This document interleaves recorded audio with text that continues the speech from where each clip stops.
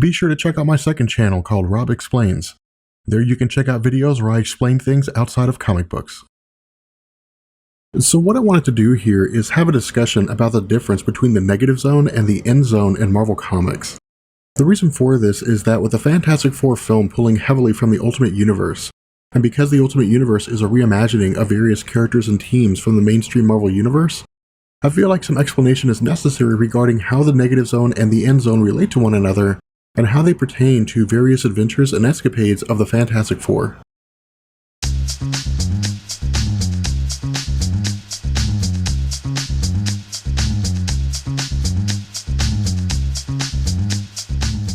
And so the best way to think of the negative zone is that it exists as a parallel reality to the mainstream Marvel Universe. First appearing in Fantastic Four number 51, the negative zone was discovered accidentally by Reed Richards. While Marvel doesn't give us much in terms of its initial discovery, what we're told is that following the attempt by Galactus to consume the planet Earth, and his defeat by the combined efforts of Silver Surfer and the Fantastic Four in issues number 46 through 48, Reed rationalized that because of the vast powers available to Galactus as well as other threats that may exist in the universe, the heroes of Earth were largely unprepared or incapable of combating such a threat. In order to ensure the safety of the planet, Reed wanted to have a way to send these threats to another dimension should they ever become a danger to Earth and all life within. To this end, Reed developed a device that allowed trans-dimensional travel, and in his efforts to discover alternate realities, stumbled upon the negative zone. Now, in terms of characteristics, what Marvel tells us is that the negative zone is called this because all matter within is negatively charged. To clear this up a bit, all objects, including the molecules that make up the negative zone itself, are composed of antimatter. If a person or object were to attempt to enter the negative zone, they would have to reverse the polarity of their molecular structure. What this means is that with all matter outside of the negative zone composed of protons, neutrons, and electrons, antimatter is composed of the opposite, which are antiprotons, antineutrons, and positrons. Without a reverse in polarity, upon entrance, the antiprotons, antineutrons, and positrons that make up the negative zone would cancel out the protons, neutrons, and electrons that make up normal matter, and the object or person would simply cease to exist. Now, the reversing of an object or person's molecular polarity happens automatically when they pass through the fabric of infinity, or as it's sometimes called, the distortion zone. Once past this area, they next enter the space between realities. While no name is given to this area, in Fantastic Four number 51, when Reed entered this space, he described it as a four-dimensional universe that he could only observe in 3 dimensions. This resulted in the space around him appearing as nonsensical shapes and eventually massive stretches of light. Now, assuming a person is able to make it through all of this, what they would find in the negative zone is a universe relatively similar to our own, but different at the same time. As it's explained in Fantastic Four number 253, the negative zone is a universe far older than the mainstream Marvel continuity, and that is actually approaching its own destruction. In Fantastic Four number 319, this is expanded on when it's revealed that while the universe came into existence by way of a Big Bang, as time passed, the universe began to stop growing and instead began to close in on itself.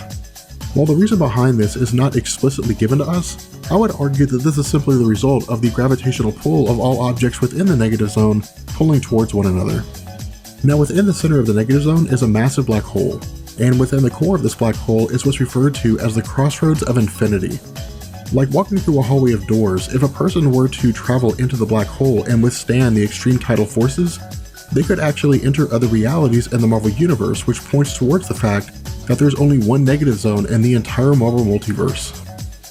Now, in terms of all the space outside of the black hole, most of this is simply uncharted. However, over the course of various Fantastic Four stories, Marvel provides us with backstories on some of these races. In Fantastic Four issue number 140, for example, we get a limited explanation on a race called the Tyanans. Presented as the first race to come into existence in the negative zone, their evolution led them to a point of technological advancement where they began to look towards the stars. Seeing it as their destiny to spread their race across the negative zone and seed other worlds to evolve on their own, the ship carrying these spores was struck by an asteroid, and as a result, it crashed on a barren planet.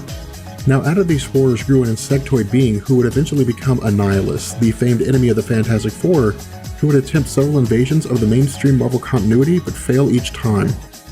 After evolving and seeking out the ship previously belonging to the Tyanans, Annihilus found that the race had actually gone extinct, but using their technology, Annihilus was able to develop an object called the Cosmic Control Rod. While the rod has the power to manipulate the energies of the negative zone for virtually any purpose, Annihilus only really uses it to keep himself young in an effort to stave off death.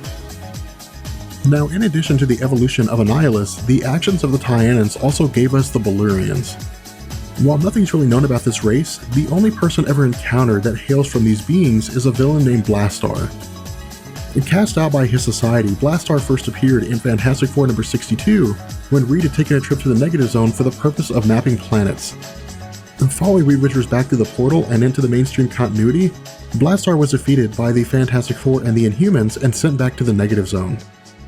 Now, while other races like the Argor, the Athros, the Kestor, and the Uta are listed as existing in the Negative Zone, my research hasn't revealed any information that can verify their existence, and so I don't really have any information to offer on these races.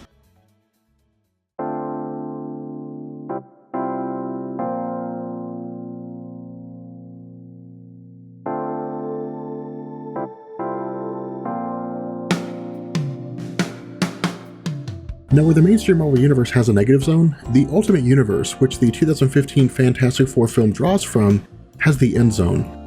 The confusion that exists for many Marvel fans rests on their attempts to reconcile the concepts of the End Zone and the Negative Zone, and so while almost no information is given to us regarding the nature of the End Zone, what we do know is that with the Ultimate Universe being a reimagining of many of Marvel's premier heroes and teams for modern readers, under Brian Michael Bendis and Warren Ellis, Marvel took the concept of the Negative Zone and recreated it. Introducing the End Zone as a separate universe from the Negative Zone, the two share very close similarities, but they also have distinct differences. Like the Negative Zone, the End Zone is a universe unto itself that is on the verge of collapse, is presumed to contain various alien races, and can be accessed by way of transdimensional travel.